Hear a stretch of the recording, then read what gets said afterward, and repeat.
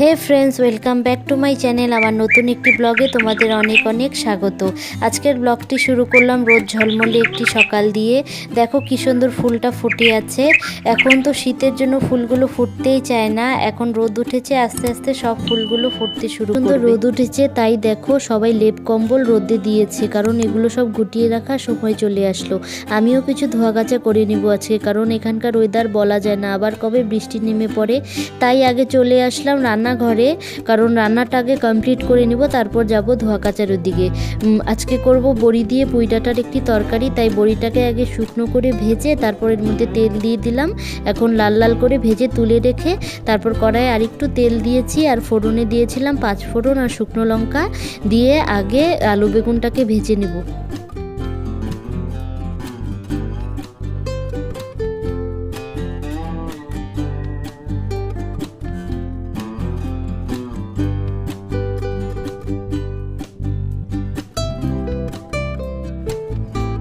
আলু বেগুনটা ভেজে নিয়েছি, এখন এর মধ্যে পুঁই শাকগুলো দিয়ে দিব, আর দিয়ে দিব কিছু চিড়ে রাখা কাঁচা লঙ্কা।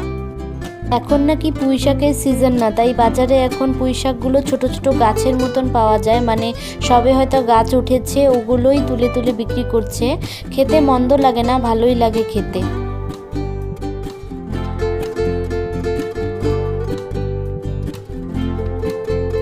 তো দেখো পুঁই শাকগুলো মজে গেছে, এখন এর মধ্যে অল্প লবণ দিয়ে দিলাম আর অল্প হলুদও দিয়ে দিব, দিয়ে ভালো মতো নেড়ে তারপর একটু ঢাকা দিয়ে রাখবো।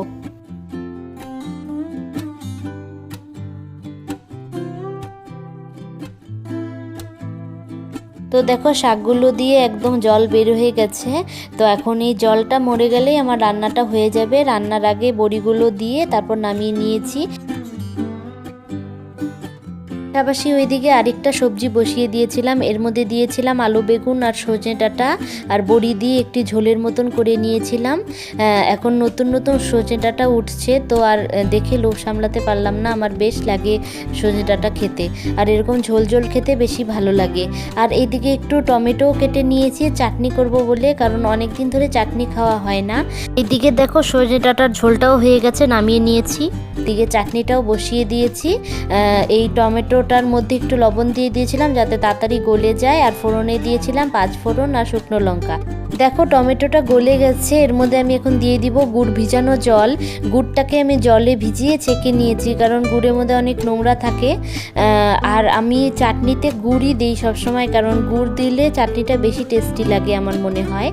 আর এদিকে চাটনিটার মধ্যে দিয়ে দিলাম গুড় ভিজানো জলটা, এটাকে আর একটু ফুটিয়ে মাখো মাখো করে নিব। চাটনিটা একটু মাখো মাখো হলেই ভালো হয়।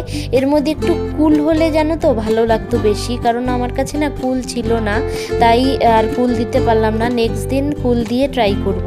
এই যে আমার কমপ্লিট হয়ে গেছে চাটনিটা, এটা আমার চাটনির ফাইনাল লুক। আজকের রান্নাবান্নাগুলো সব বসন্তকালের প্রথম প্রথম যে রান্নাগুলো হয় না সেরকম হয়েছে, বলো হবে না কেন? আজকের ওয়েদারটা এত সুন্দর হয়েছে, এত সুন্দর রোদ উঠেছে, কি বলবো। আর এদিকে আমি চলে আসলাম উপরের ছাদটাতে। আমি বললাম না তখন যে কিছু ধোয়া কাচা করে দিব আজকে রান্নাবাড়ি কমপ্লিট করার পরে, তাই ওগুলো সব ধুয়ে দিলাম।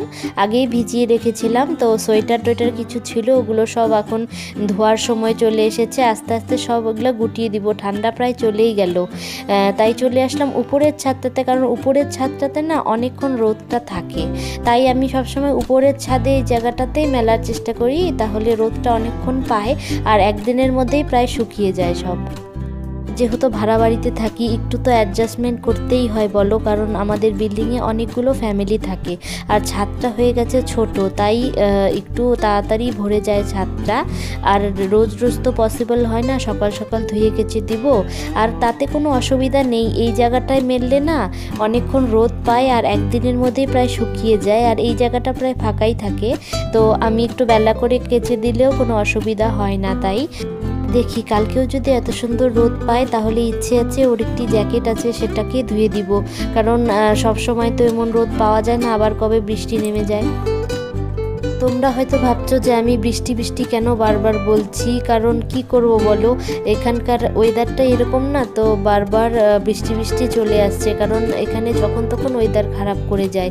এখানে গরমটাও যেহেতু যেরকম খুব বেশি পড়ে, সেরকম ঠান্ডাটাও খুব জাঁকিয়ে পড়লো। এবার ফার্স্ট টাইম এক্সপিরিয়েন্স করলাম, আর যেহেতু সমুদ্রের কাছে তো এর জন্য বৃষ্টিটা যখন তখনই নেমে পড়ে। সব ভারী ভারী জামা কাপড়গুলো কেচে দিলাম, ওর দুটো সোয়েটার, দুটো জিন্স প্যান্ট, সব ভারী ভারী জিনিসগুলো দিয়ে দিলাম।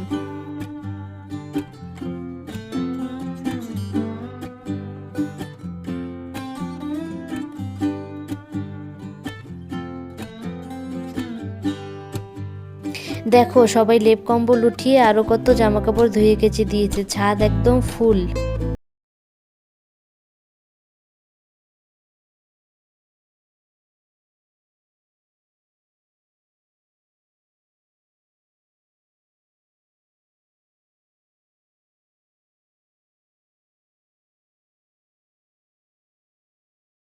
হয়তো ভিডিও দেখো কিন্তু কেউ চ্যানেলটা সাবস্ক্রাইব করছো না, ফেসবুক পেজটিও ফলো করছো না, কেন বলো তো?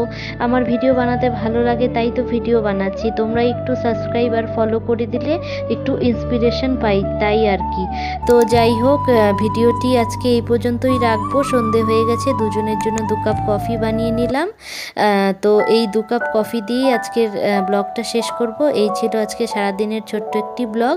ভালো লাগলে অবশ্যই আমার ফেসবুক পেজটি ফলো করে দিবে আর চ্যানেলটি সাবস্ক্রাইব করে দিবে। Good bye.